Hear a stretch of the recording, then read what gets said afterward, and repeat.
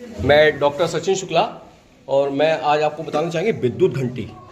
और ये कक्षा 8 में हमारा चैप्टर है इसके ऊपर। तो आप देख लीजिए मैंने क्या करा है, ये लोहे की मेरे पास कील है, उसके चारों तरफ मैंने कुंडली बना दी तांबे के तार की।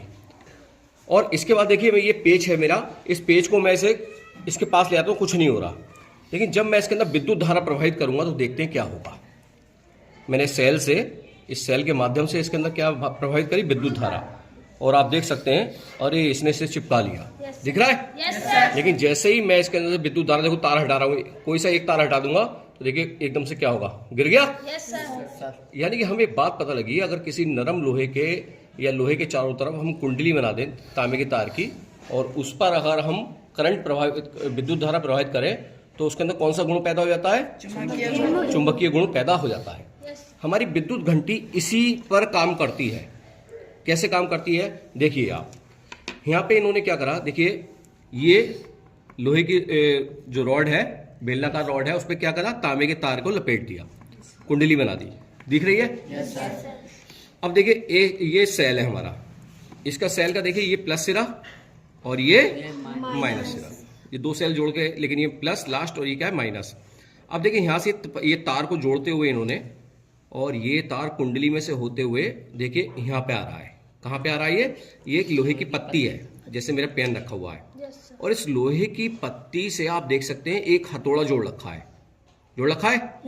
और हथौड़े के बराबर में इन्होंने क्या है, घंटी सी लगा रखी है, दिख रही है घंटी?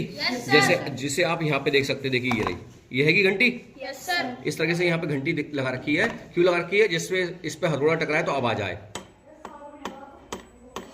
है ना? अब होता क्या है देखिए, अब देखिए दूसरा सिरा, इसका प्लस वाला सिरा देखिए, ये कुंजी से होते हुए, कुंजी से हम ऑन ऑफ कर सकते हैं, और ये देखिए यहाँ पे ही जा रहा है, इस लोहे की पत्ती पे है, और इस पे देखिए एक पेच लगा हुआ है।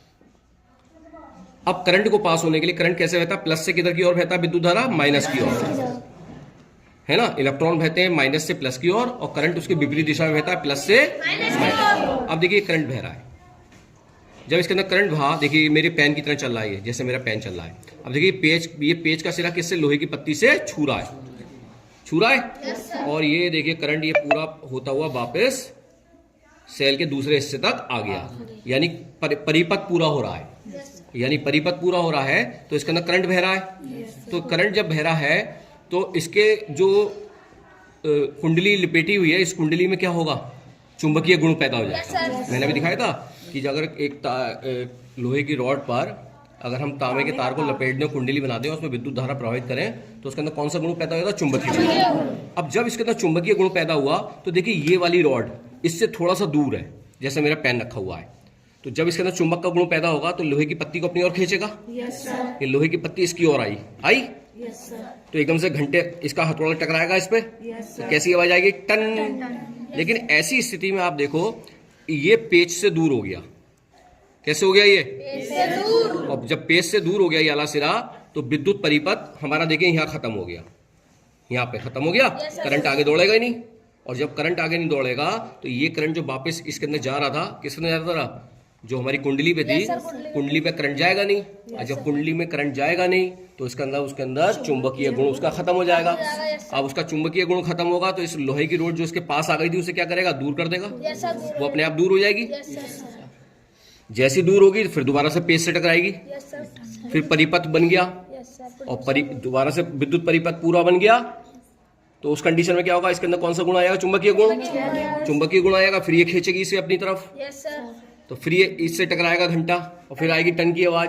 तो ये बार बार ये चीज चलती रहती है, परिपथ का टूटना और परिपथ का जुड़ना, और इसके अंदर कुंडली के अंदर चुंबकीय प्रभाव का आना और चुंबकीय प्रभाव का जाना। तो उस कंडीशन में ये आगे पीछे हथौड़ा, लोहे की पत्ती होती रहती है, और उससे जुड़ा हुआ हथौड़ा भी वो से घंटी से टकराता रहता है। तो इस प्रकार ये हमारी विद्युत घंटी जो हमारी काम करती है, जिसे आप देख पाते हैं कि विद्युत घंटी एक यांत्रिक घंटी है जो विद्युतीय चुंबक से चलती है, जिसे आप देख पा रहे थे यहाँ पर। देखिए आपको, मैं डॉक्टर सचिन शुक्ला, धन्यवाद। अब देखिए प्रैक्टिकल के रूप में हमारे सामने ये घंटी है, और देखिए ये इसी सिद्धांत पे काम करेगी जो हमने बताया है आपको। और देखिए जैसे मैं इसकी कुंजी को, स्विच को ऑन करूंगा,